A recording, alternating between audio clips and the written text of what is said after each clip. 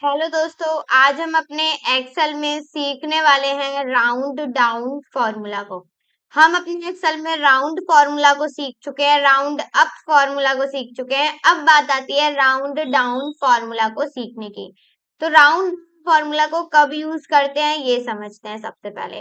तो किसी भी डेसिमल वैल्यू में से अगर हमें डेसिमल को हटाना होता है तब हम राउंड डाउन फॉर्मूला का यूज करते हैं।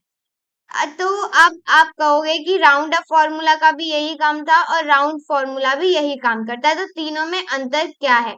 तो देखो, राउंड फॉर्मूला आप पढ़ चुके हो, राउंड अप पढ़ चुके हो, बात आती है राउंड डाउन की।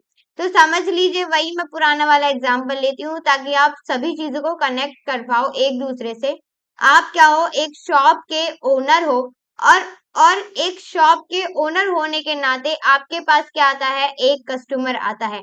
एक कस्टमर जिसका नाम अमन है, और ये जो अमन नाम का कस्टमर है ये क्या है, रेगुलर आता है, मतलब रोज सामान लेने आता है, लेता है और रोज वहां से पैसे देकर जाता है। मतलब सामान लेता है रोज और देन अपने पैसे देकर वहां से आ जाता है, मतलब रोज आता है ना, तो रेगुलर कस्टमर है।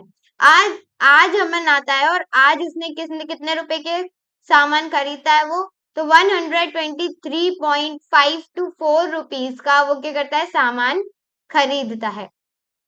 अब बात आती है कि वो इतने रुपीस का खरीदता है। अब जो हमारे पास ओनर है, अब वो रोज आता है, तो आप खुद भी सोचोगे कि यार ये रोज ही तो आते हैं, इनसे क्या 5 पैसे के लिए हम कुछ करें, मतलब 5 पैसे को हटा देते हैं।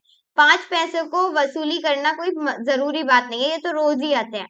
तो आप क्या करोगे, राउंड डाउन फॉर्मूला का यूज करोगे। तो यहाँ पे पॉइंट घटाने के लिए देखो, जब भी हम राउंड डाउन का फॉर्मूला यूज करेंगे ना, तो आपके पास पॉइंट से पहले जो भी डिजिट्स हैं, जो भी नंबर्स हैं, वो एज इट इज उतर के आएंगे, फिर चाहे पॉइंट के बाद 5 आ रहा हो, 8 आ रहा हो। राउंड अप में क्या होता था, राउंड अप में पॉइंट के बाद चाहे जो भी आ रहा हो, एक संख्या ऐड होती थी। लेकिन राउंड में क्या होता है, ना ही प्लस होता है ना ही कुछ माइनस होता है, बस एज इट इज जो पॉइंट से पहले संख्या होती है वो यहाँ पर उतर कर आ जाती है।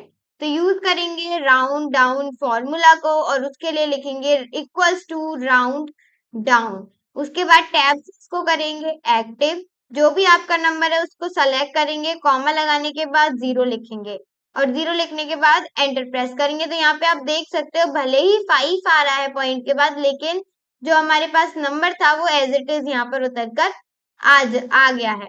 तो यहाँ पे बाकी सभी नंबर्स को भी आप देख सकते हो, भले ही पॉइंट के बाद 4 आ रहा हो, 3 आ रहा हो, 2 आ रहा हो, 9 आ रहा हो, 8 आ रहा हो, डजेंट मैटर। बस जो पहले जो पॉइंट से पहले नंबर्स लिखे हुए थे वही यहाँ पर आ चुके हैं।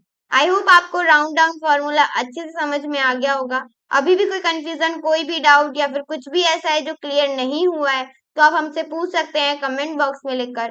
बाकी thank you so much for watching video. Video अच्छी लगी हो तो लाइक शेयर एंड सब्सक्राइब जरूर करिएगा।